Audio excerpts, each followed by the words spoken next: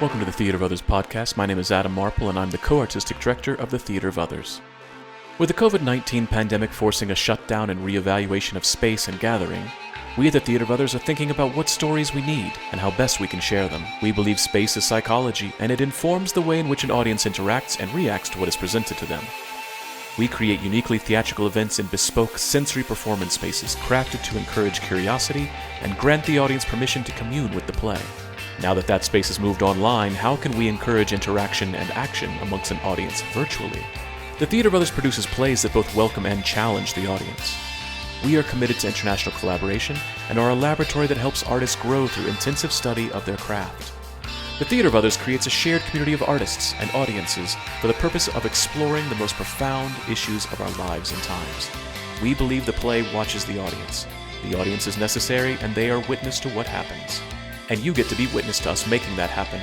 The purpose of this podcast is to open up our process and let you in. We're peeling back the curtain, so to speak, and encouraging you to follow along, to ponder, prod, and question, to join us and criticize us if need be. Being a witness is no passive task, and it requires much from you. Are you up for the journey? On the podcast today from Melbourne, Australia, are co-artistic directors Budi Miller and myself in Cairo, Egypt. This podcast contains explicit language.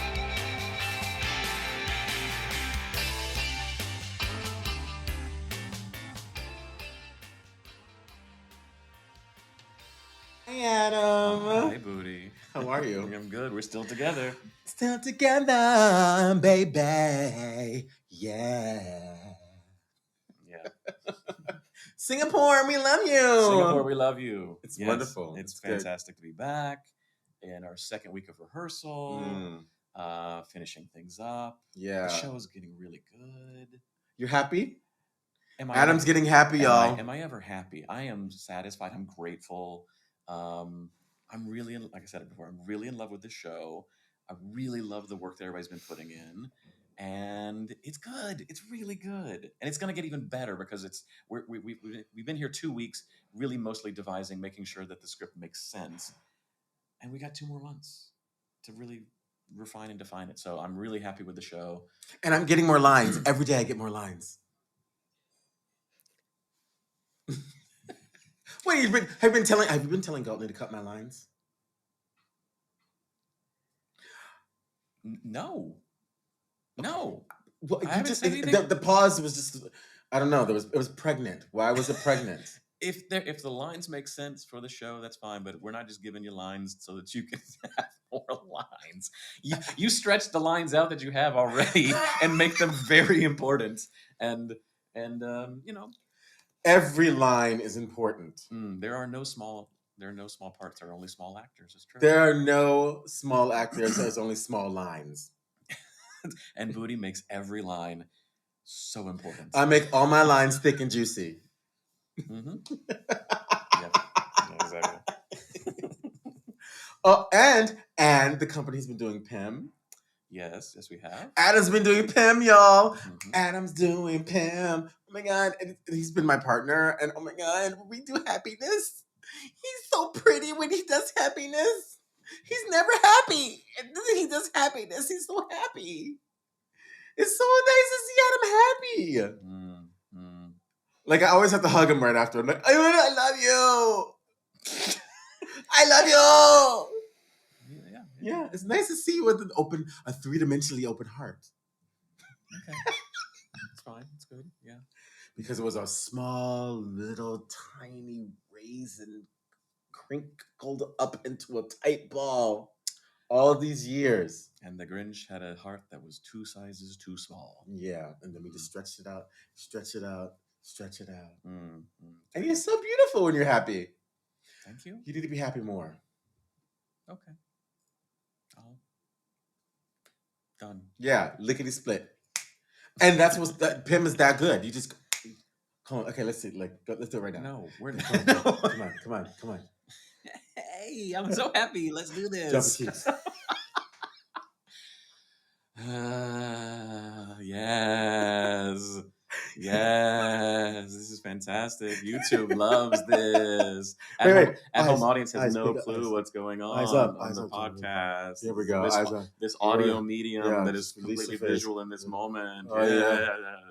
There we go. There. Yeah. And enough. Okay.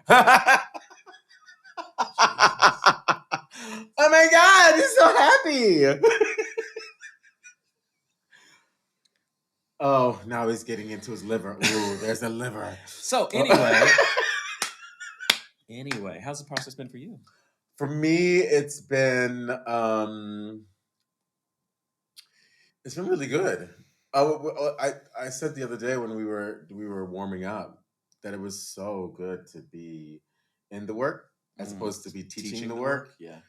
And to be with other Fitzmorris practitioners and just guiding us along the sequence.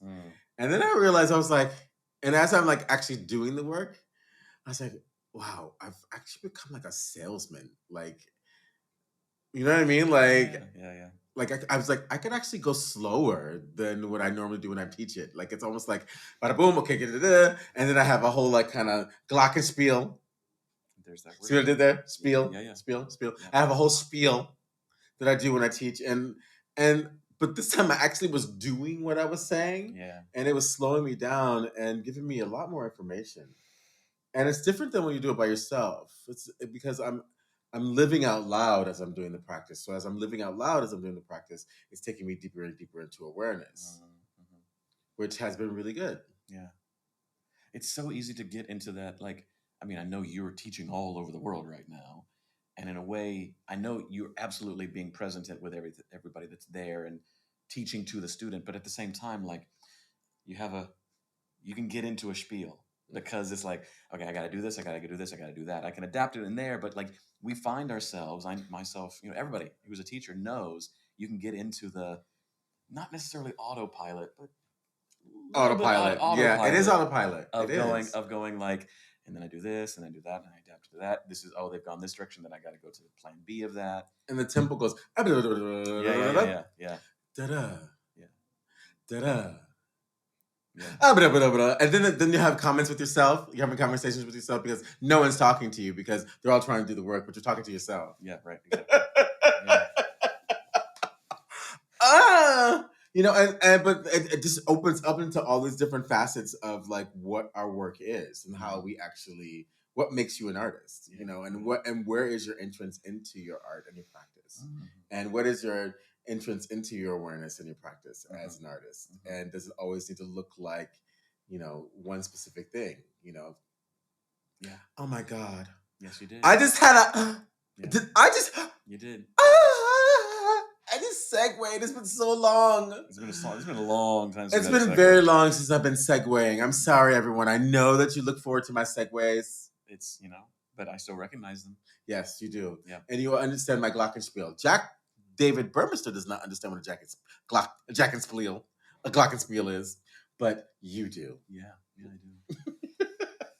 Adam, we have a guest today. We do have a guest today. Oh my God. Who do we have today, Adam Marple? We have, and I can say this, and I say this other times, but like a dear friend.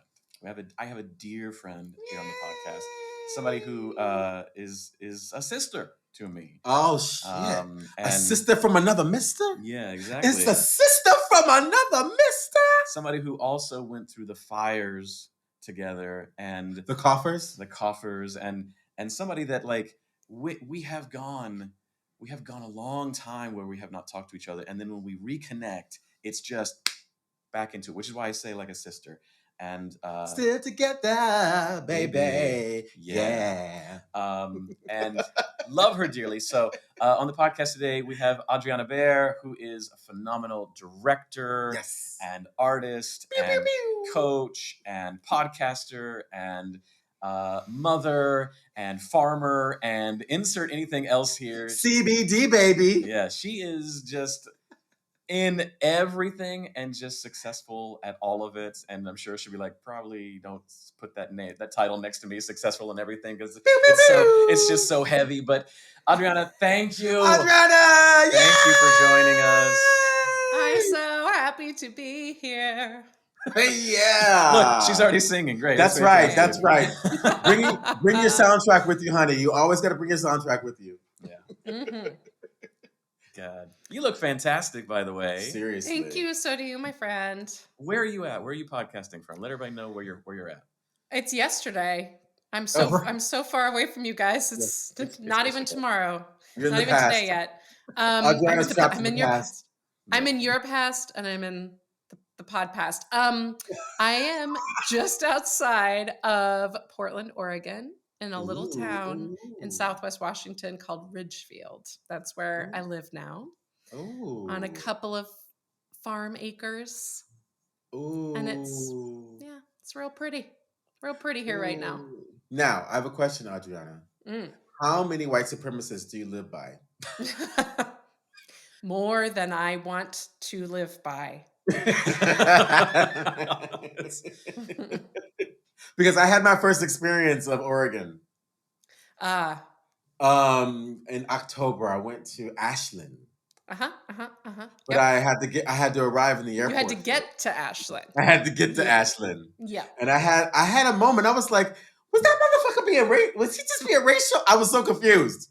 I was really confused. Answer to that was probably yes. Yes, I figured out. I figured it was. So yes, but you have the acres. You can do your whole like Bhagwan, wild country. Hide yourself away. That's right. Yeah. It's mostly growing vegetables and like having some quiet, which was the goal. So I think that's a really great segue because you were a busy lady before COVID, and now what happened? You're like the exact opposite. The hills are alive. I mean, I'm still real busy. Yeah, but you have nature around you now. Busy in a different way. Yeah. I mean, COVID. You guys made a whole podcast about it. I mean, my story is not different from a lot of people's story in terms of what happened that month. I was scheduled to direct, I was teaching, I was doing all the things. And I've always been like straight hardcore theater. Like I've never been a on-camera person. I love me some Netflix, Trust. But I love me some Netflix too. Yeah. Not right now because we're on strike. Right. That's right. No, I'm a proud union girl myself. And, I know you are. I am.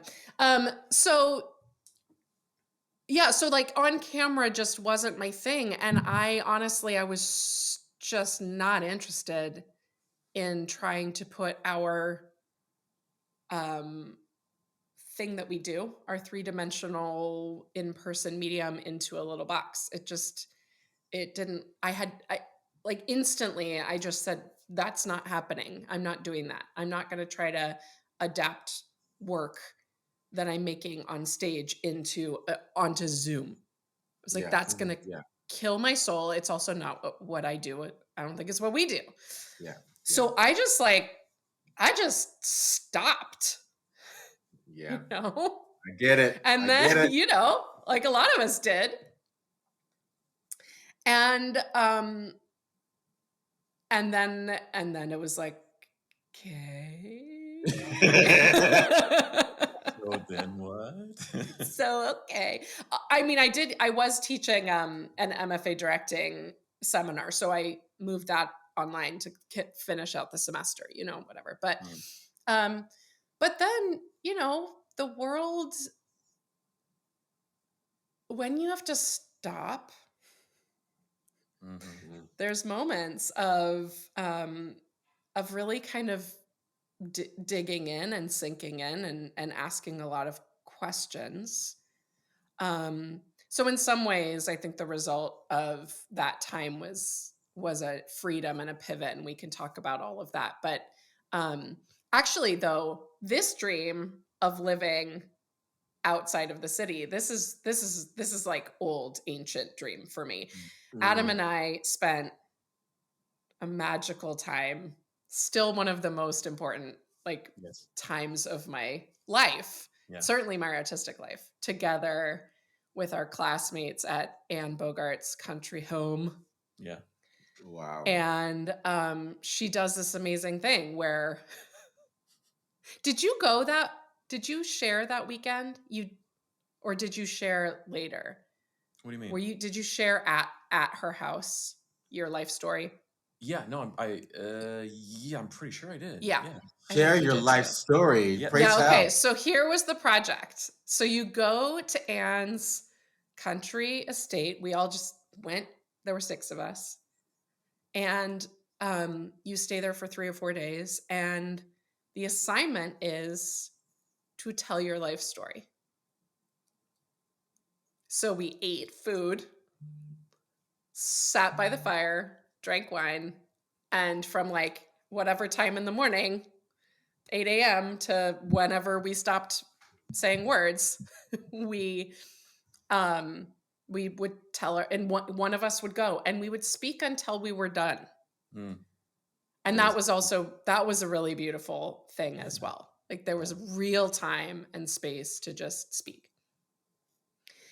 And so we would tell our stories, we would tell sort of where we came from. And it was interesting to see what came up, because when you tell your life story, you don't tell every detail. It's just like the threads that appear. And then we would share what our dream for the future was, both personally and artistically. And then our classmates who knew us really well, Adam's my brother, would share back to us like what their vision for us was, both personally and then like the plays. I would love to see you make a thing that looks like this, or I would love to see you direct that thing, or whatever it is. And we sort of established, anyway, it was a beautiful, beautiful time. Wow. And That's a yeah. provocation. That is a provocation. Yeah. Get you some amazing humans. Get you an amazing house in the middle of nowhere and just, share your whole thing. It was really amazing. I have a And in question. that, yeah. No, go ahead. In that. Oh, yeah, just like so I grew up on a piece of farmland and always felt really connected to that. I also then, lived in New York City, lived in San Francisco, like lived in Portland. And then, but I felt like I was always trying to get back to being able to put my feet in the dirt. Mm-hmm. And I remember that experience at Anne's with you, Adam, being like, oh, hold up. Look, you can do this. You can be an incredible artist and thinker and writer like Anne Bogart and teach and have a spot in the woods, in the country land, right? Yeah. And like, you don't actually have to be, and this was the kind of groundbreaking moment that like echoed until middle of 2020 for me. It was this like, you don't have to be just one idea of what a successful artist and director looks like. Mm-hmm. That is total bullshit. That's not a real thing. Yeah. But it took me then like another however many years that was, 10, 11, 12 years to like get off that damn does that to you. It's success coaster. locks you in, and like what we were talking about before of like the automatic pilot. Success puts you in automatic pilot. Yes. That's right. And the thing that, I mean, we'll talk about this, but like of the 6 of us, I felt like all of us knew what your path was going to be. It was so apparent to all of us. Like, oh, I have no idea what Catherine was going to do or is still doing. I have no, like, Michael has created a whole thing. Yeah. I'm still discovering like, what is this being an international company, all this, but like we all, and I think you the same way, we're like, oh yeah, I know what's going to happen. And you did, you started, you were down that path. You're still on that path, but like you've redefined that path. But that thing of going like, oh, you know what? no, it's not a formula. It doesn't have to be that thing. I Yeah. can be anything because I define what it is, not the industry. Yeah, but you're so right, Budi, because when you get on that, like I'm a Virgo. I am like, We got a Virgo in the ladies and mhm. gentlemen, non-binary conforming individuals. We have a Virgo in the house. So Be careful. I'm going to alphabetize your spice drawer. Adriana and Beyonce both are Virgos. It's true. They're gonna organize our spice drawer. Okay. Good. And they're going to organize our spice tour. Spice up your life. Drawer. Spice up your life. Yeah. Beyonce will spice Spice up your drawer. life. I will just alphabetize your spices. Tour. I love it. I mean, that's awesome too. I wish I was cool enough for that. So yeah, so I'm like the kind of person who I was in high school. I was like, I want to be an artistic director of a regional theater company. Boom, And I was boom. like, I'm going to, if I don't see the path, which I think I do, turns out I made it up, but I thought I was on a path. I'm going to get on that path. That's the path I'm on. And I'm not going to get off that path. And then the thing is I did that. Yeah. And then I got there and then I was like, oh, shit. Yeah. Uh-oh, it's not actually where I want to be. Yeah. Fuck the institutions. I know you guys are big, like, bye-bye to the institutions. Fuck 'em. Yeah. Yeah. It's wild. So really, actually, my sort of pivot, my journey of of shifting and growing started really when I burned out on being an artistic director and decided to resign from that job. That was really the way more than COVID for me. I started, and I feel very fortunate actually, because I started that process a couple years before COVID hit. So by the time COVID hit, I was no longer self-identifying exclusively as a theater person who makes theater. That's my whole identity. I don't have any other identity but that. And so I didn't have what I think a lot of people had and had to go through of like, well, who am I without this thing? Yeah. Mm-hmm.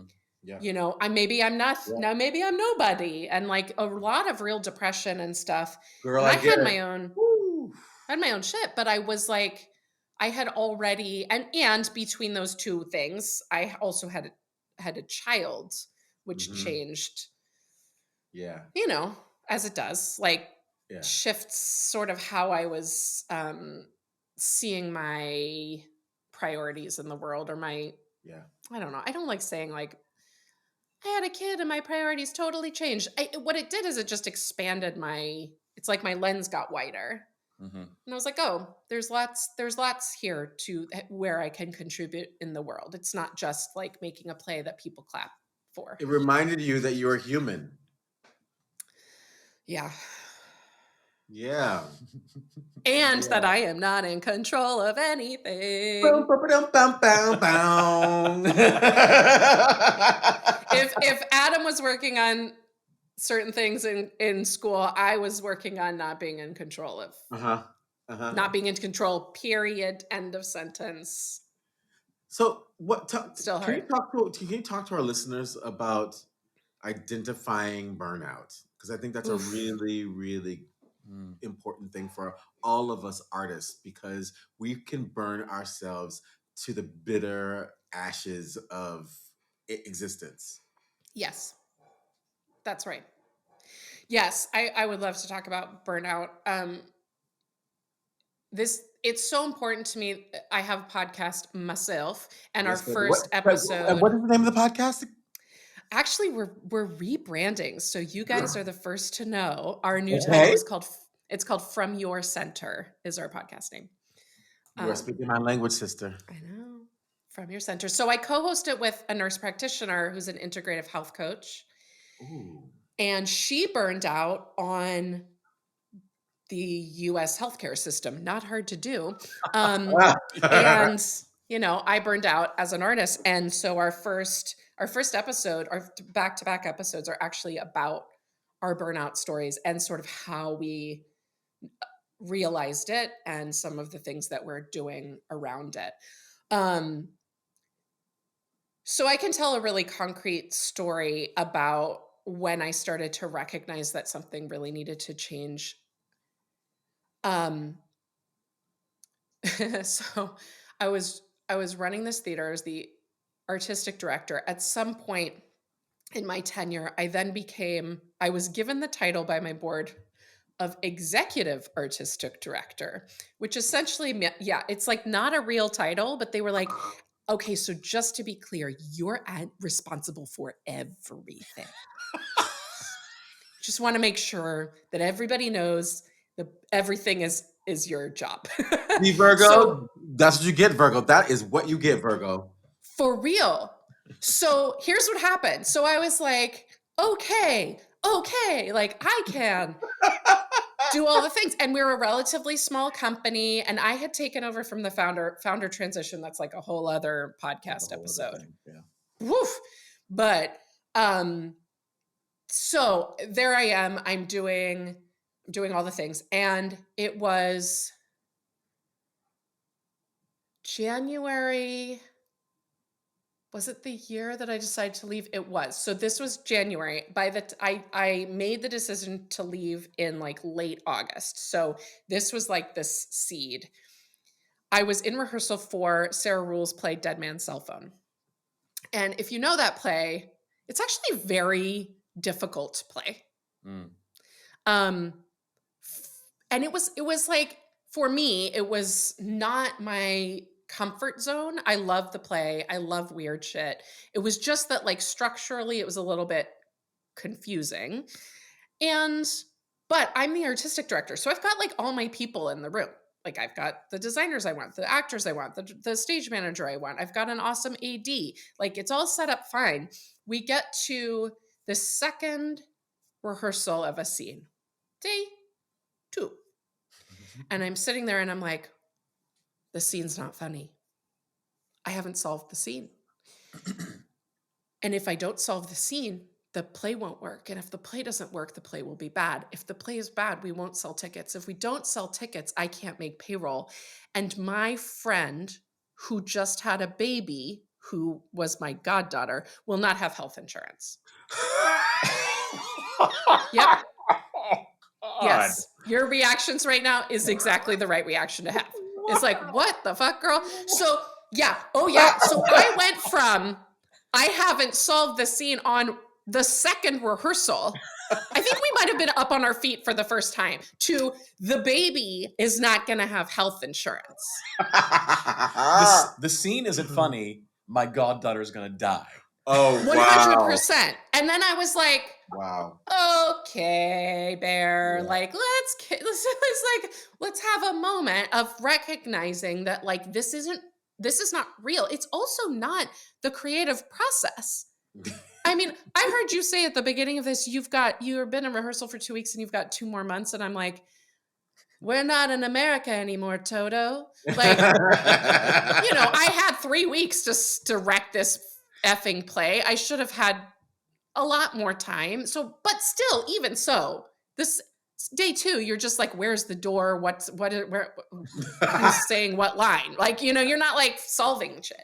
Anyway, so then I was like, okay, something is off. Like my perspective is really not working. And then the next like phase of this was, well, okay, I'm good at a lot of these parts of this job. And maybe what I need to do, but I'm miserable in rehearsal because I'm so worried about the money. I'm so worried about payroll. I'm waking up at 2 o'clock in the morning, not being like, how am I going to solve the end of the play? Or, ooh, I had this great idea. Waking up at 2 o'clock in the morning being like, what if we don't get that grant? And so I was like, so maybe what I should do is I should stop directing, because then I won't be having this like horrible feeling when I'm in rehearsal, and I should just do the executive directing side of it, like the math and the money and the whatever. And then I thought, well, then why don't I just go work for a bank or a company who will pay me more than $4? And like, what? So that can't be it, right? So So then I came back around to like, holy shit, like I am, and what ended up happening was I, so that then this to the burnout piece that's outside of my head and in my body started just getting sick. I was so stressed out. I felt like, and this is true, the company was getting stronger and stronger. So on the outside, things looked really positive. I was getting all the things. We were winning all these awards. We were getting more grant money. Audience like grew by 130%. It was like massive amounts of stabilization and growth on my watch. And I felt like I was carrying the whole damn thing on my back. Mm-hmm. And so I was becoming less and less happy, less and less healthy, less and less creative, by the way. Mm-hmm.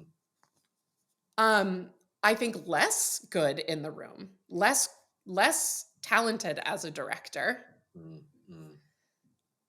And I am tight, you know, like that, like not the expansive artists that we all want to be, but like cool. Like I am in that room 30 seconds before rehearsal starts because I'm coming from a meeting, or I'm, you know, there's no breath, there's no hanging around, there's no drink, you know, drinking a cup of coffee and just like feeling the room.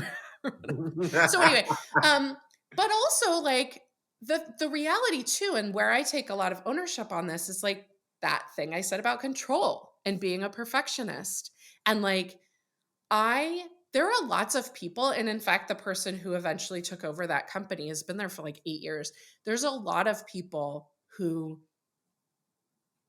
like a couple of our classmates, Adam, who would not have given a fuck about the board, the relationship with the press, the budgets, the blah, blah, blah, blah. They would have just been like, cool, I get to do whatever play I want, hire my friends, like, let's make a mess. But I was never, I was like, so it felt like I could never get my head around mess making.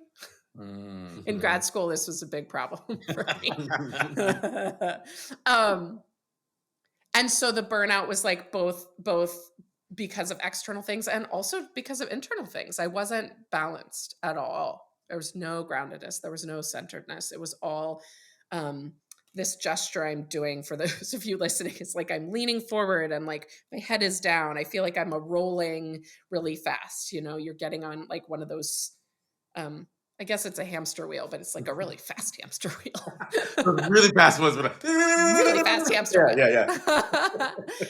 Anyway, so I remember finally, and this is actually kind of a perfect way of making this decision. I went to a summer concert with my husband, and I remember I was lying on the grass and I was looking up at the sky and I was looking at the stars and looking at the moon and feeling my body on the earth. And I remember just like we were not talking about this, hadn't come up in a long time. And I just rolled over and I said, think I'm done. And he knew immediately what I was talking about. And he goes, okay, good. He's like, thank you, God. Thank you. Thank you, Sky. Thank you. Thank you, 100% that's what he was like, because he was like, ooh, I don't know how much longer we as a family can do this. And my husband's was a professional stage manager. He worked on Broadway as an MFA from Yale. Like he knows the business, but was no longer doing it for his career. P.S. Get you one of those, because that's real nice. Hello. I got one. Right. One. When you have a partner who gets it, but isn't in it, I got me one. Really good. Yes, ma'am. Yes, ma'am. So anyway, that's a long, so burnout, I think a couple of things. I think identifying burnout, there's a lot of ways to start noticing it. We start noticing it in our bodies. I think that's really a really clear marker when anxiety is high, heart is racing, breath is shallow. You're waking up in a cortisol response, right? Your body is activated. Your nervous system is in fight or flight, or even in dorsal shutdown, right? We're not in that kind of happy ventral vagal space. We're in that like rapid movement or total shutdown, either of those. And it depends on what kind of person you are. I'm a fight or flight space. Adam, you might be a dorsal space. You might be a more shutdown, internal, like turtle shell when things are really hard. Yeah. Just Yes. guessing. He is. Just knowing me as you do. Yeah. Yes, Yeah. he is. Yeah. He's not gonna vacuum the house to feel better. He's gonna be like, I'm under the blankets. Bye. Yeah. Very true. Yeah. Yeah. So you start noticing those things. What's going on with your breath? What's going on? Literally, are you getting sick? Are you hurting yourself? Is your back hurting? Like, what's happening in your body?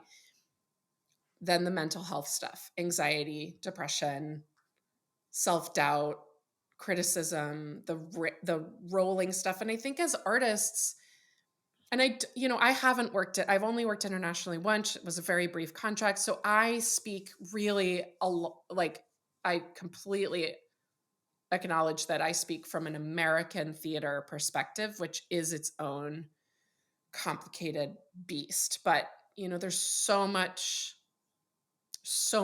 narrative around self-criticism, self-doubt, the body, external stuff coming in. I'm not good enough. I'm not X enough, right? Yeah. There's a lot of whatever that is.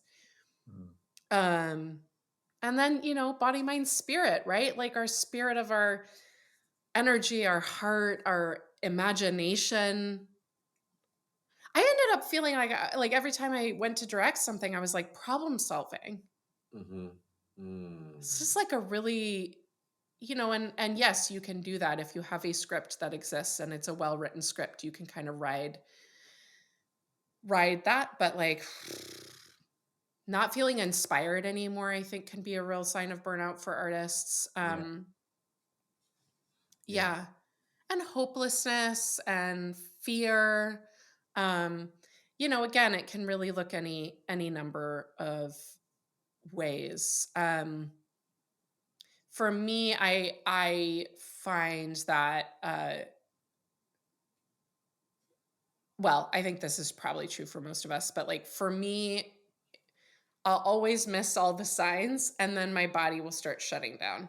Yeah. I'll get like really bad digestive stuff or like super bad headaches all of a sudden. And I'm like, what's going on? And then I look back and I've had like 6 months that I could have course corrected. And I didn't, Yeah. So yeah. Mine's my psoriasis. When my psoriasis starts going crazy, ooh, girl, I'm not doing something. I'm not doing something. Mm-hmm. Yeah, like that's your immune system, your inflammation, all that's like kicking up, like pay attention to me. Yeah. And it's so complicated. It's like all these different layers. It's like, and the deeper you go, the more they hide, because the awareness when it gets really strong and activated, that the smaller, subtler things that we think we're acknowledging are just still festering and tick, tick, tick, tick, tick, tick, tick, tick, which is like this wonderful, endless journey of discovery and learning ourselves. Mm-hmm. So you looked at the sky, you rolled over to your husband, you said, "I'm done." What did you do? Then like what? how did you become this happy, perfect person now? Just kidding. Oh yeah. Happy and perfect. That's me. That's all of us. No, I mean, I am. I'm so much happier. Yeah, for sure. I can see it. I know this. That's Yeah. We had a call. What prompted this? What prompted this? Asking you to come on here is we had a call where you were walking around your property. I think we were talking about. Were we talking about a podcast, or we were talking about something? And you were just walking around barefoot in your front yard, saying, "I might want to do a Shakespeare play here." And I thought, who is this person? She seemed so light and at ease, unlike the person who freaked out over an opening sentence of a producer's pitch that we were doing for each other. Remember that day? Anne asked you to do a producer's pitch, and she would never let you get past the first sentence, and you mean it was, oh my God. I will never forget that day. That was one of the hardest days of What happened? I want to hear. What happened? This is a really vulnerable story, but it's one of my favorite things thinking really about you. Vulnerable story. Yeah. I want to hear. But I'm gonna share it though. You guys, yeah, for sure. So, and Adam, I would be interested to tell this story together because my perspective of it, of being so inside of it, So will you set the scene on like what this project was, maybe? So was this our thesis? We were trying to sell our No, thesis project? Or no, this was our first semester. It was the end of first semester, and we were pitching our wow. chestnuts. that's Do right. you remember That's right. that? So this is end of the semester, and we have to pitch basically what we want to dedicate our last semester to. You can do anything. You can really kind of Yeah, it do was anything. first year. It was like Yeah. our second semester of our first year. We're going to work this big project. And you've got to sell it to not only to Anne, who is loving and fantastic. You know this, but also in your first year, incredibly intimidating. And Yeah. like, if I can't please mom, then I might as well just leave this place and do whatever, So there's that added pressure. Plus, you've got these 5 other amazing artists that are there who are so very different from you, and their artistry is amazing. And I can't touch their artistry and what they're doing. So you've got all that kind of pressure, even though they're all there to support you. And so you've got to like, almost like a producer's pitch, like, here's what I'm going to do. Here's why you should invest in it. Boom. I'm an amazing artist. Mhm. Is that a good Mhm. kind of setup? Okay. Mhm. Okay. And you ended up doing, was that your Miss Julie? Was that your chestnut? No, Doll's House. I mean Doll's House. I mean Doll's House. Yeah, yeah, Yeah. yeah. So mine was Midsummer Night's Dream. um, to be clear, Not Midsummer, Swedish movie, Midsummer. It was not the Swedish movie Midsummer. So what made this especially challenging was what we were supposed to do was bring in a bit of a scene from the project. And at Columbia, one of the things I think is the best about that program is that we work with all actors that are all outside of the program. So for almost all of our daily practices, we would bring in actors from New York City and they would do our scene study with us, which was incredibly useful. And I think taught us how to translate for anybody, so you weren't just working with other cohorts who all had the same artistic vocabulary. You really had to figure out how to talk to lots and lots of different kinds of people. So anyway, I had a group of people in that room who were not in our class. They were just like the guest artists. And I think some from whoever else was pitching that day as well. And so I did my little scene, and Anne decided that this was the day for her to, as what would we say? She would break our soul. Yeah. It was the day that Anne broke my soul. That was like the day. And we And didn't there was have always Beyonce then. We didn't have Beyonce to help us No. then. You won't break my soul. we didn't have it. We didn't have any of those ladies.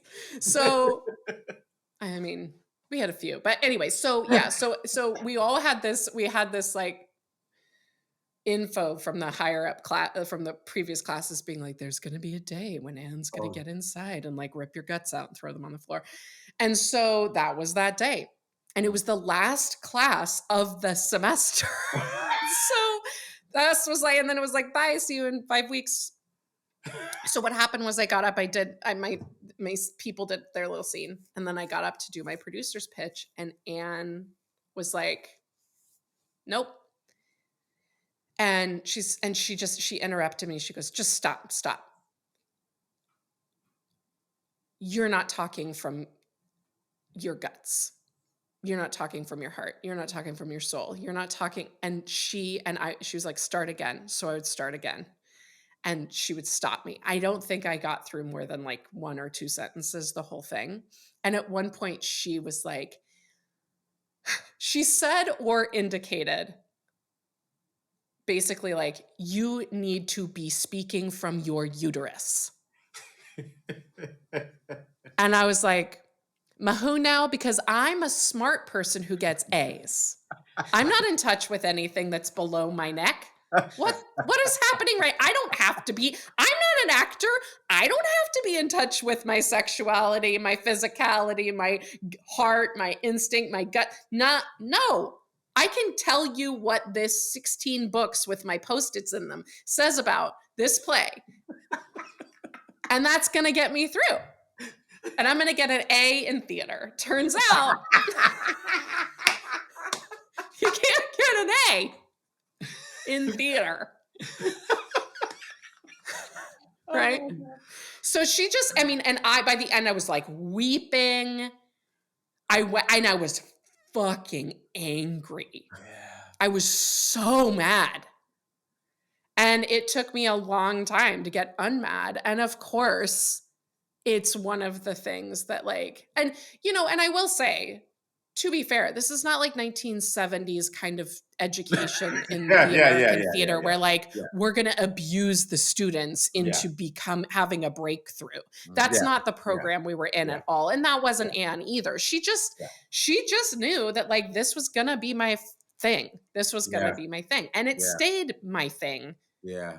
For a long time through those years, through my thesis, through work I did afterward even. And I believe that I now am integrated with that. But it's also been 14, 15 years since that conversation. So I better be, Well, I think that's great, Adriana, because it's a great segue into what you're doing right now, because that's where you live now in your body. Yeah. That's right. Yeah. So what are you doing now? Yeah. So what am I doing now? So after I left my artistic directing position, I, did what a lot of I went back to officially freelancing, and then I started doing what you guys do, right? I started teaching, and then I was doing public speaking coaching just with whoever, in town, always in person, because that's where, pre-COVID, that's how you did work, turns out. So I was doing that, and that was sort of the life that I was crafting. But I've always been interested in leadership, organizational leadership, being a leader, studying leadership. It's just always been really interesting to me. So I started doing a lot of research into what it means to lead an organization. And it was funny because I had moved through my own leading of an organization. That's not to say I'll never do it again, but I was more interested in how do we talk about leadership from a larger perspective, bringing in what I know about leading rooms of people. I just started being curious about that. But I was still directing a lot. I was really lucky. I think, to move to a new city as a new artistic director, it meant that I met all of the other artistic directors as a colleague. So I established all those relationships. And then when I went to freelancing exclusively, I already knew everybody. So it was I was incredibly lucky. So I just got hired and I was directing quite a bit. And I had my kid and then COVID. And I was scheduled that year to direct, or the next month to direct at the Alley in Houston. And I remember getting the call that the show was canceled, and I wept. But it wasn't because I was I'm so disappointed I don't get to direct this play. I just was this is the moment for all of us. It just felt like this sort of something just broke. It all just broke. And it's still broken. I mean, I know you guys have talked about how many theaters have shut down in the last couple of months. We're still in the wave of this journey. And in some ways, if something can break that easily, then it was broken to begin with. Amen, sister. And Amen. It needed to break, and it was just this I just felt this kind of overwhelming sadness for all of us. Anyway, so I kind of just pivoted a bunch of times in a bunch of ways. So in no particular order, I was like, okay, I teach online now. Okay, public speaking goes to Zoom, fine. But like, who's speaking right now? So there was some time of figuring that out. I joined so my friend Leah, who is now my podcast co-host, had been working with an organic CBD company as an advocate for the company. And which meant she got commissioned to pair people up with CBD. Great. And I was like, yes, how about anxiety and depression and COVID? Let's get some, please, of the CBD for me to take in my body. Thank you. And so I started taking it and I was like, oh, this is working. And because I'm a curious person, I started doing a lot of research. And then she said, well, why don't you become an advocate too? And I was like, I'm sorry, sell CBD? Like, I'm a theater director. What the hell? And I was like, whatever, it's COVID. Who cares? Like, my mom needs this. Everybody I know needs this. So like, and the more I learned, the more I was like, oh, everybody's taking, shit they're getting at the gas station or at the grocery store, and they're actually just putting toxins into their body. Yeah. Like, I want to be, as somebody who like lives on a farm and grows organic vegetables, like I understand how important what we put into our bodies is, right? Yeah. So I joined this company, and then of course, because I'm me, I was like, well, I guess I'm going to be good at this. And I was like, so now I'm going to get an A in selling CBD. An A in CBD. That's right. So I figured out this thing that I thought, so this is ironically, when I was running in theater, I was like, I can do anything in this building. I can figure it out, but I cannot do marketing and sales.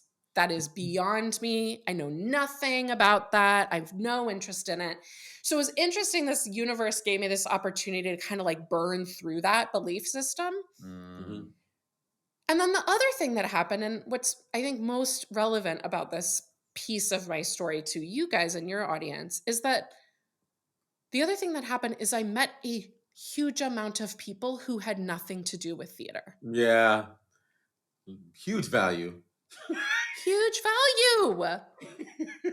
And I was like, oh, blinders, myopia. Boop, boop, boop, boop, boop, boop. They're like, theater, huh? Wow. I haven't been to a play since high school. And I'm like, okay, and I'm talking to, and these are smart, intelligent, interesting people who live all over the country. I've got team members in South Carolina and Michigan and Maine and Florida, like all over the place, nothing to do with theater. And what that did was it gave me a couple of things. I realized like we have, and they always say this to us, but you don't know until you really experience it. Like we have like immense amount of transferable skills to other industries. Yeah, we do. We do. There's a lot that we can do. There's a lot that we can offer. There's a lot that can bring us joy that's not just in a black box. Amen, sister. And that was so important for me to realize, like, I felt a lot of freedom by realizing that I could do other things. Which sounds really crazy, but like I got on that damn train when I was like 14. I never got off the train until COVID was like, there's no train. Like, the track is gone. Like figure it out. And then I was like, oh, and then guess what? I started coaching all these people on how to speak. Because to sell stuff, you need to talk out loud. Yeah. So suddenly I went like, oh, this thing I've always been doing with these people, like I can make money doing with all these other people in the world. So I like built a team, and I was the top salesperson in my team of over 500 for over a year. And you got another A? You got another A? I got another A, right? But and then here's where, okay, this comes back to something you said at the very beginning. I was approaching every single month as if I was opening a damn show. I was like, the end of the month, the people are coming.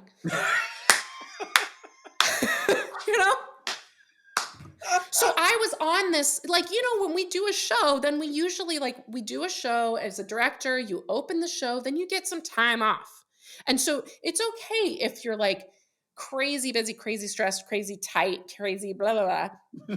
Because the show's going to open, then you're going to like go take 2 weeks off and take a lot of naps or hopefully more time, right? So that cycle, I realized, was like so embedded in the way that I do things that really was a key for my burnout too, to answer that question, Budi, because I realized I was burning out hard on this business that to be honest, like, I don't care that much about it. It's not my passion. Like selling CBD is not my passion. I just like decided to do it because it was COVID and I needed some money. Yeah. And then I was like, why am I approaching this work like my hair's on fire? like I'm in tech 27 days out of 30 days. And then I just do it over again. There was no natural break. So I had to start thinking about how I work. And then going to this idea of like, what is enough? What is enough work? Yeah. Yeah. And what's for the answer? somebody, what is enough work? I don't know. I'm still working on figuring out what is enough work.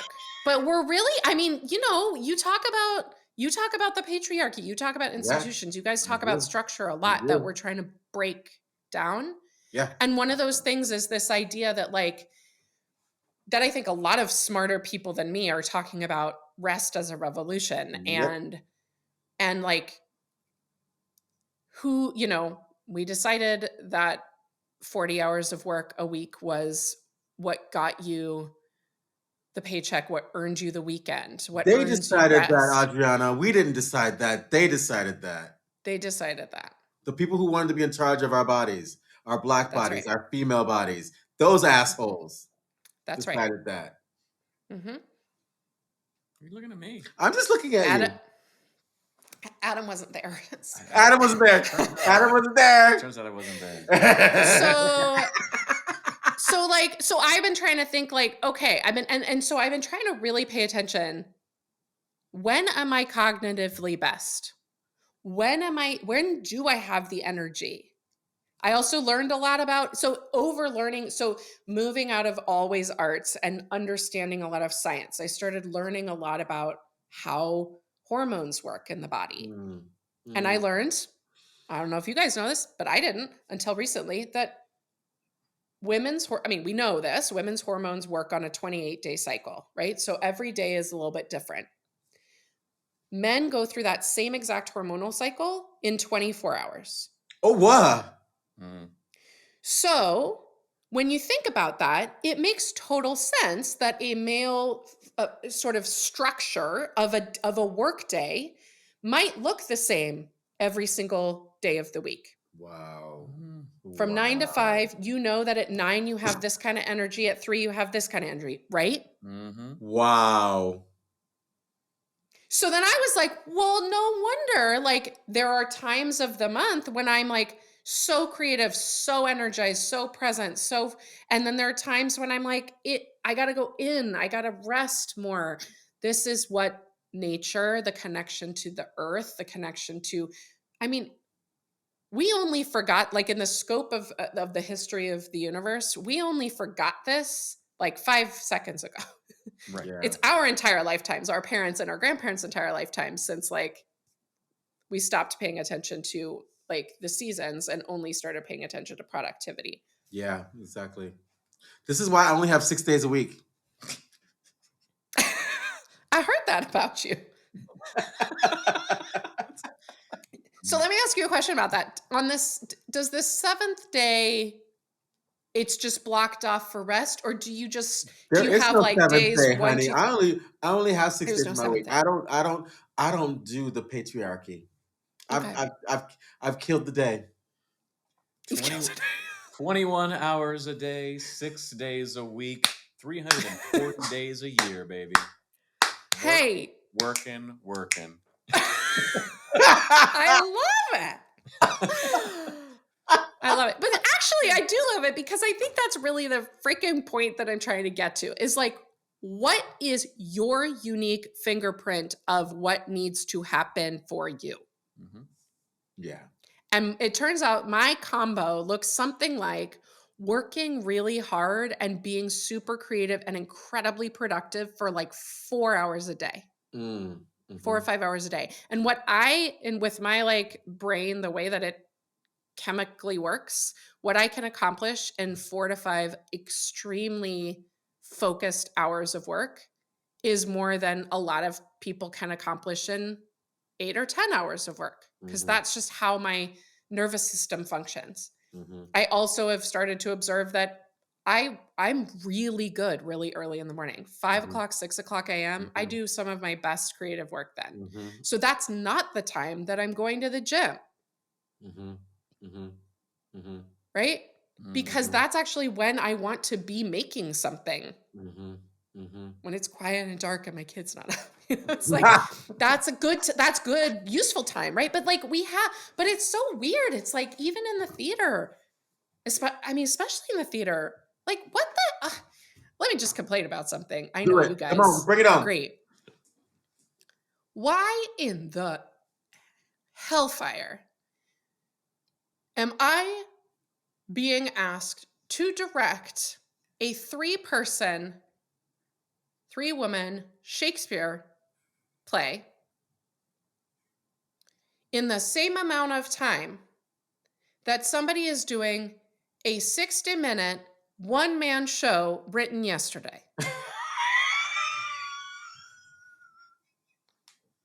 What in the holy fuck? It's like, what are we doing? This is not good for the art. This is not good for the artist. This is not good for the play. This is not good for the gods. This is bad for everybody. What are we doing? And I love now my wonderful friends and colleagues. God bless them. But like,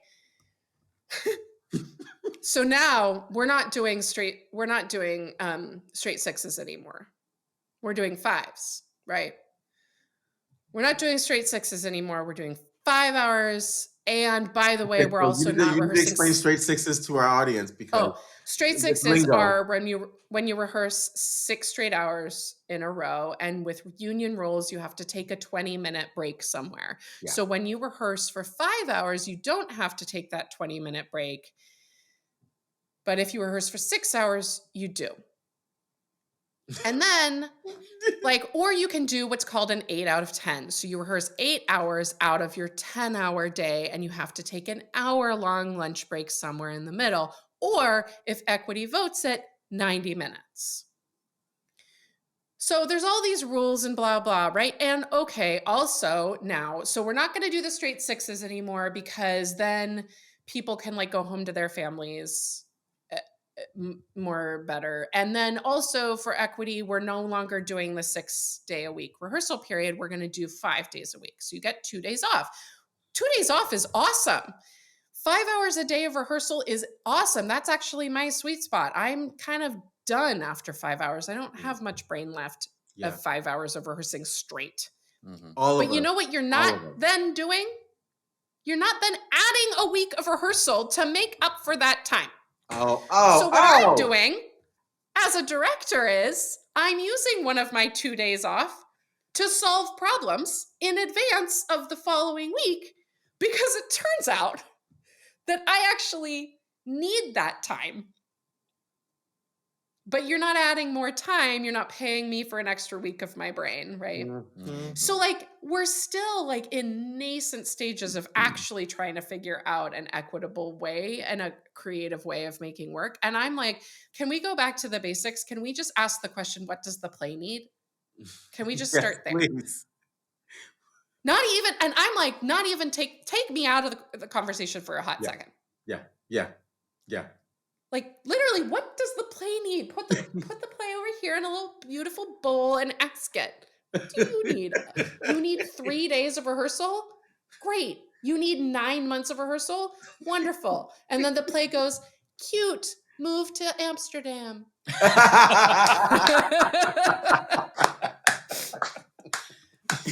Yeah, right. So anyway, long story short.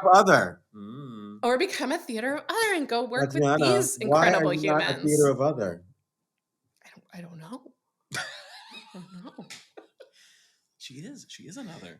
You are I am definitely That's why another. she's on the podcast. You are definitely another. Yeah. Here. And remember that your distance is futile. Distance. Look You at this will be technology. assimilated.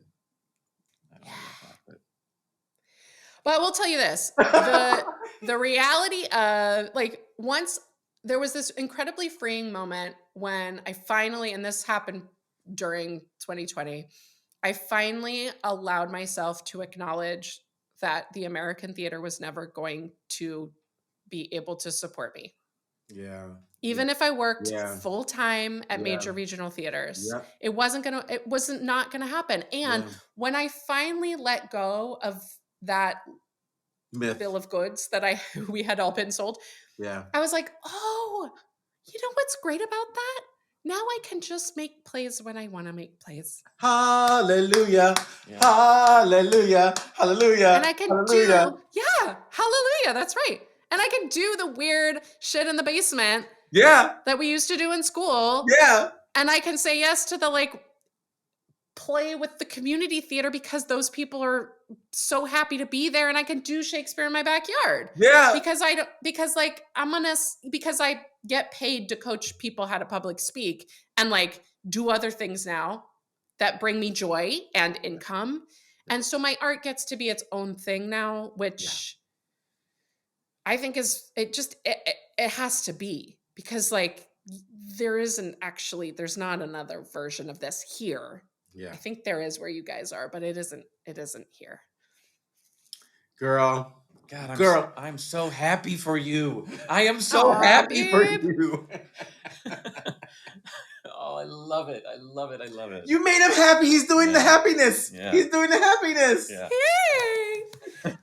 So I have to do a callback for you guys to a relatively recent episode. I think it was a relatively recent episode when you got into the Winnie the Pooh characters. Oh. Because you missed one. So we had Winnie the Pooh, our class, we had. Oh, that's true. That's Winnie true. the Pooh. I wasn't Eeyore in that class. You weren't. You were. Was I Eeyore in that class? You were Eeyore. You are Eeyore. Okay, I've always been Eeyore. Then. Since when? You're Eeyore. Okay, fine. But then somebody brings you a birthday balloon in a jar, and you're like, the rabbit. Yay! The rabbit. Yes, accurate. Adriana's our rabbit. We got our rabbit. That was loud. That was very loud. Oh my god. Yeah. So I loved our little class because there were 6 of us, and we would like fit nicely into certain characters, you know? We have our rabbit. That's so true. God. Aww. Okay. So you share whatever story you want to share about me. Oh, there's a story? Oh, buddy. Well, I will tell you one of my favorite Adam anecdotes from back in the day. So that same semester where Anne ripped my soul out and then said, "Go have a nice Christmas." Adam's final critique from our other professor, Brian Kulick. So that you might have shared this on the pod before, but we always said everybody comes for Anne and stays for Brian. Mm-hmm. And Brian was life-changing as well. Mm-hmm. And Brian's final critique for Adam was that he needed to work on details. And so, so Adam was like, and Adam, I'm sure you know this because I'm sure he still does it, takes all of his notes on legal pads, like very small handwriting. So he always had all these legal pads. So Adam's, okay, work on details. Okay. So we go away for winter break and we come back and Adam says, we were like, how was everybody's break? I was like, well, I went to Georgia and I had to be there. My family, but I worked on details. Like, what did you do, Adam? And then he pulls out some tiny figurines, tiny little figurines. And he says, I painted these. And he had spent like 6 weeks painting teeny little details on 2 little tiny figurines. And we were like, I'm not sure you got the metaphor right. But you were like, no, I understood what it was, but this really helped me understand the details. And I was like, I love you so much right now because Yes. it was so nerdy. Yes. It was so nerdy. And Yes. it was like, Adam was like, I went to the Dungeons and Dragons store and I Yes. bought the coolest little tiny figurines Yes. ever. And then I just painted them and thought about details for Yes. 6 weeks straight. Yes. I love it. That is the best story ever. Mm-hmm. That is the best story ever. And what was and also, I don't know, maybe you should ask Adam to do was it Jason Mraz? Jason Mraz, good God. Jason Mraz interpretive dance. Okay. With the broom. You have to do that today. That'll be your warm-up. His Jason Mraz interpretive dance will be his warm-up today. Yeah. While sweeping. While sweeping, yeah. While sweeping. Use the broom as a mic. It's a whole thing. The actors are gonna love it. They love it when Adam breaks out of the mold. Yeah, when you surprise them. I will say, I would bring some of that, some of our vibes, our sibling vibes into into the room. And I always thought about you guys because, when I got here, I got this job as the artistic director of this company. I was 29, so I was really young, and I felt like I had to prove myself, so I was very serious for, a good amount of time. I directed, the first show of that season was not directed by me. So the second show of the season, I think we went into tech maybe December. So I'd gotten there in July, kind of serious, doing. We go into tech, and I love tech. And I always get really goofy in tech. So I show up at tech, and I'm singing and dancing and breaking out of what people expect. And all of a sudden, all these artists who'd been in Portland for a really long time were like, oh, wait a minute. We thought we knew who you were, but this is different. And so I got this reputation where people would be like, oh, guys, Adriana's really fun in tech. And so they'd be like, just wait, you think she's super serious, but she'll show up with Minnie Mouse ears on and sing, carousel songs. So I always I'm I think that's really important. It's you've got to have that balance. You can't be serious all the time, and you can't be funny all the time. You've got to find. Yeah, and you can't be funny on the second day of rehearsal. Is that what Adam told you?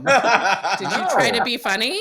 No, Adriana, you have to be funny on the second day of rehearsal, because if you're not funny, you're not going to sell tickets. And if you don't sell tickets, then your grandbaby, your goddaughter, isn't going to have insurance, and she's going to die. So you got to solve it on day number 2. So that's right. So you should get that A in theater. If you guys haven't, you've been at it for 2 weeks. Right.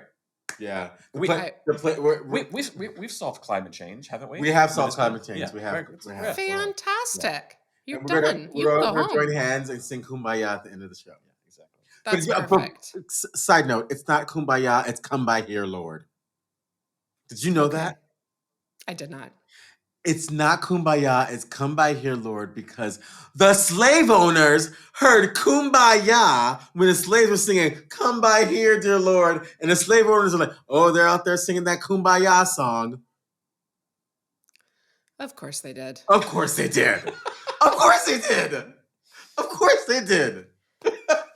God. Well, Adriana, look, we have to let's take a break. And then come back for provocations, because we know we're going to be in this call all day, day. Yeah. And we've got to go to I know. We got to go to rehearsal. I do talk a blue streak. But that's amazing. That's why we bring you back on. Well, we are all up on your podcast. Clearly, she knows what I'm talking. Definitely, we need to be up on that podcast, because that information on the hormones? Hormones? That's... I know. Guys, that's a total game changer. That's the way of thinking of it. Yeah, that's really. Yeah, it's cool. Okay, so let's take a break and then come back with provocations. How's that sound? Mm-hmm. Okay. Good. Okay. Ladies and gentlemen, non-binary, conforming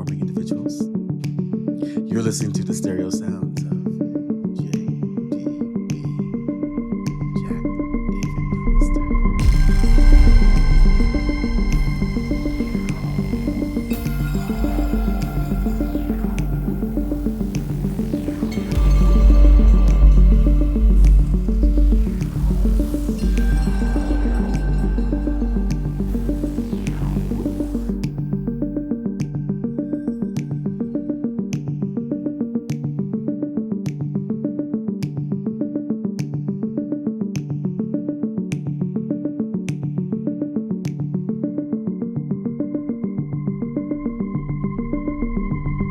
So, I love editing. Adam, you want to tell Adriana about our provocations and see what? Yeah. So we've got. People love prompts, giving something to do, and we're always giving something to do. We never know if you're actually doing them, dear listener, because you've stopped writing in and calling us. What's going on with that? But we're trusting that you're doing that out there. A provocation or a question, or I'm reading this. This is fascinating. I'm listening to this. I've just started following this artist. Something as simple as that, or literally, you have coaching, you have a website, you have all those things that are all important as well. So, like, what is a question or provocation you want to leave with our audience to do, to think about, to exist in? Great. So I do have a website, and I'm going to come back and tell you guys what that is in a second. And I've got some special treats just for Theater of Others. Ooh, because I like you guys. Hey! So here's what I want to offer. I think that it is more important to be a well-rounded human than a well-studied artist. Yeah, come on now. So my provocation is to read a novel. Ooh. That you're just excited to read. It doesn't have to be even a great novel. It can be some beach thing. Doesn't matter. Yeah. Get your brain reading narrative. Yeah. Thinking about imagining spaces that are outside of where you currently are. And then also, I feel like it's super duper valuable to put your body in balance. And one of the really easy ways that I want to offer to try this out is wherever. So for me, when I was in a city, it was to like get my feet in some dirt. Mm-hmm. If you are in a city, go find some nature. If you are always somebody who works at your desk, go outside and take a walk. Mm-hmm. Changing your physical environment and just breathing with, and I'm not even going to say like meditate while you do it. Like you can listen to a podcast. Mm-hmm. It's fine. Listen, go outside right now. You're all walking around doing stuff anyway, probably. But like just putting your eyeballs at a far distance. Mm. And I know, you do this work in viewpoints, Adam, right? Like the close distance, far distance. Mm-hmm. But sometimes I think we get so in our own periphery that sometimes all we need to do is literally go outside and like look as far away as we possibly can in order to remember that like the sort of feeling that we have right now can be expanded. Yeah. I love it. I love that. Yeah. I love that. That is an amazing provocation. That's great. That's really good. So in the show notes, yes, is my website. Yes. And the special link for you guys is adrianabaercreative.com/others. Wow. And I've got some special treats on there. So I've got the thing that I think is probably most interesting to your listeners or could be most helpful is that one of the things I have is a set of audition courses. Ooh. And there's a piece that's specifically for auditioning for advanced training and MFA programs. And definitely. I know that you guys have your beautiful MFA series that you do. So what I'm going to offer just special for you guys is if you decide to purchase the main audition course, Audition Masterclass talks about what happens before your audition, during, after, the business of the business, headshots, resumes, websites, how to walk into a theater, my secret tip for how not to get distracted by other people, like all of the stuff, as well as how to choose a monologue, how to stand up, what to do when they call time, how to shake somebody's hand, like all this stuff. Wow. So if you choose to purchase that audition course, I am going to give you the MFA course for free. What? Yeah. You hear that, y'all? What a gift. Yeah. So that'll be in the link in the show notes. And if you have any questions, it's just me over here, like making the website, doing the coaching, putting the thing on the video. It's so, you've been listening to me talk for an hour. I'm not scary. You can totally just email me. And you're going to come back, right, Adriana? You're going to come back and visit I would us? love to. Yay. I'll ask my classmates for more Adam stories, and that'll yeah, baby. and then I'll give you more good ones. Baby. And we could talk about that one time we all went to Paris. There's still that, yeah. Y'all went to Paris We all always have Paris. We all went to Paris together. Wow. Yeah. Y'all really liked each other. We did. We really did. We loved each other. We still do. We still do. It's just been time and distance and stuff. Yeah, everybody in our class is like, I'm the only one in the US.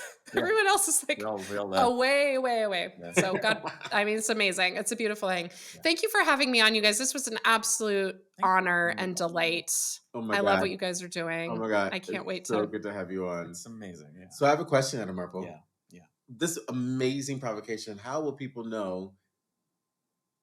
How will we know? So, like Adriana said, all this information is in the show notes. Yeah. They need to go to Adriana's website, which is Adriana Baer. You need to go to Adriana's website immediately. Yeah, sign up. You're getting free merch. Free stuff. Yeah. AdrianaBaerCreative.com/others. It's in the show notes. Go there. But you need to tell us when you go and do that. Yeah. Because this is fantastic. We're just hearing about this ourselves. Like, Adriana just told us this. It's a surprise. So what you're going to do is you're going to go to speakpipe.com/theater of others, speakpipe.com/theater of others, theater with an R-E, theater of others, all one word. Let us know that you're taking up this challenge from Adriana. You're doing this shit. You're going to be with her. You're going to learn from her. It's going to be amazing. You better do this shit. So you're going to leave a 90-second voice message there, or email us at podcast@theater of others. We are on Instagram, on the gram, our website, Facebook, Threads, whatever. Send up a smoke signal. This is a flare. Yeah. Listen, as another podcast host, I just have to tell you guys, they ask you to do this every time. And it's really valuable and important to us as podcast hosts to hear from you. It's kind of like doing a show for an audience, and the audience just like quietly leaves. And you're like, did they love me, hate me? Are they there? Hello. So if you've been like, oh yeah, they don't really mean, like, do this for them. Do mean it. We do. They want to hear from you. Yes. Yeah, this is the thing, is like we're a theater company that is completely dedicated to the audience experience, and yet never get to actually interact with our audience. We see the numbers. Podcast is just one directional. Yeah, it really is. We see the numbers, and the numbers are growing, which is great. Yeah. But like we look out there, we take a bow, and it's just crickets and silence, and the audience has already left. It's like, well, I think they came to see the show. I think they watched it. But I don't know if they liked it. Yeah. And even our like favorite listener and fans, they stop calling in. Yeah. Maybe we give the wrong advice. I think maybe we give the wrong advice. No, there's the right advice is to go to Adriana's website and get this freaking course. Oh my God. I'm like blown away. Yeah. You need to do it. Such a great, beautiful gift to our listeners and to us as well. Thank you, Adriana. Yes, thank you so much, Adriana. Thank you, guys. So what do they need to do? They need to subscribe, because we come into your inbox when? week, y'all. You know, we come to your inbox week because you've subscribed and subscribed and subscribed. Now they've unsubscribed. So but then they subscribe again, and then we come back. And if you notice that we haven't come into your inbox or a week. That means you've unsubscribed and you need to resubscribe. Mm-hmm. Yeah. And if you really like us, you can give us 5 stars, like my Uber driver. 5 star, 5 star. You give me 5 star, I give you 5 star. It's a win-win. Mm-hmm. It's a non-scum in the game. You're so close every single time. In the game. Non-zero sum game. That's what it is. Because it gets into the algorithm. You put in a little comment that says, oh my God, this in some non-guaranteed game is amazing. We'll get you there. It's amazing. And I would give them 6 stars if I could. But they only allow me to hit 5 stars. Yeah. So then it goes into the algorithm. Right? Yeah. And then we become the #1 podcast next to Adriana. And then Oprah. In the world. In the world. In the world. And then we have Oprah on. We have Oprah and Adriana. Yeah. Do you want to meet Oprah, Adriana? We're gonna have Oprah on the podcast. Would you like to come back? I know you are, and you said you were going to get Beyonce too. So let's go. Well, 2 Virgos. Can we handle 2 Virgos? We'd have 2 Virgos on this podcast. So sorry, Beyonce. Sorry, bae. I took the Virgo slot. You're out of luck. Who runs the world? Virgos. Virgos run the world. Right, correct. Oh, I'm so glad you've caught up. Good job. Adriana, thank you so much for coming on this podcast. This is amazing. Have a good rehearsal. Oh my God. I hope it's beautiful. You're going to come back. And messy. You're going to come back. You're going to come back. I would love to. Okay. Yes. I'll come back. I love you, Adam. I love you, Budi. We love you, Adriana. Love you guys. See you soon. Bye. Bye.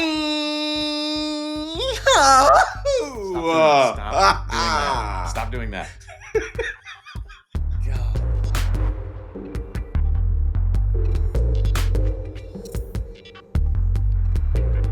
Thanks for joining us this week on the Theater Brothers podcast. Make sure to visit our website, theaterbrothers.org, where you can subscribe to the show in iTunes, Stitcher, or via RSS, so you'll never miss a show. While you're at it, if you found value in this show, we'd appreciate a rating on iTunes. Or if you'd simply tell a friend about the show, that would help us out too. A special thank you to Purple Planet for the music you've heard. The Theater Brothers creates a shared community of artists and audiences for the purposes of exploring the most profound issues of our lives and times. We believe the play watches the audience. The audience is necessary, and they are witness to what happens. And you get to be witness to us making that happen. The purpose of this podcast is to open up our process and let you in. We're peeling back the curtain, so to speak, and encouraging you to follow along, to ponder, prod, and question, to join us and criticize us if need be. Being a witness is no passive task and requires much from you. Are you up for the journey? Be sure to tune in next week for our next journey.